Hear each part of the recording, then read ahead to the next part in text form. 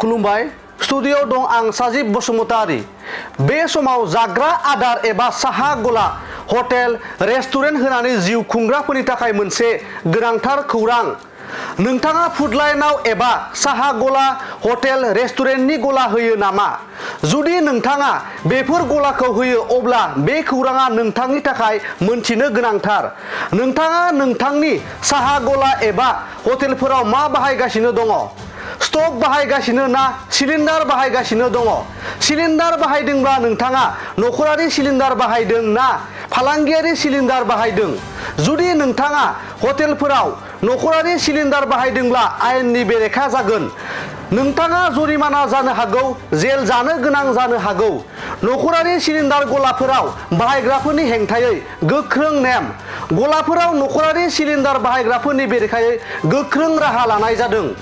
बेनिखायनो सांग्रां जा आरो फालांगियारि सिलिन्डार बाहाय जगायग्रा बिफाना गोख्रोङै हटेल हस्टेल रेस्टुरेन्टफोराव सिग्रोमनाया सोलिगासिनो फालांगियारि फसंथानफोराव नखरारि सिलिन्डार बाहायग्रा सुबुंफोरनि बेरेखायै केस रेजिस्टार खालामनाय जादों होननानै सुलुंनिफ्राय मोनथिनाय जादों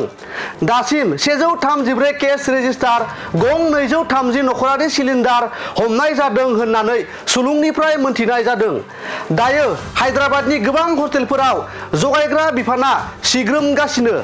हायद्राबादाव गुबुन गुबुन जायगाफोराव सिग्रोमनाया सोलिगासिनो दङ आरो आसामावबो सिग्रोमनाया सोलिगोन होननानै मोनथिनाय जादों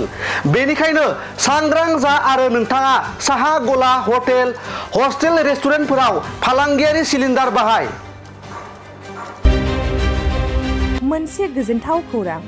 क'क्राझार सहरनि जेडि रडजों नांजाबनाय सुदेमपुरि गांजिमा बाजाराव थानाय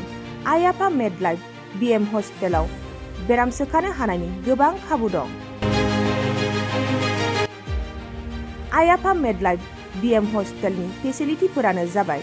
medical laboratory pharmacy paediatrics medicine gynaecology dental urology dental x-ray play area x-ray sonography OT ICU NICU एबा पीआईसीयू आरो आइ आफा मेडलाइफ बिएम हस्पिटाला 24 घन्टा जेब्लाबो खुलायै थागोन लांलाय लाबोलायनि एम्बुलेन्सआबो मोजाङै सार्भिस थागोन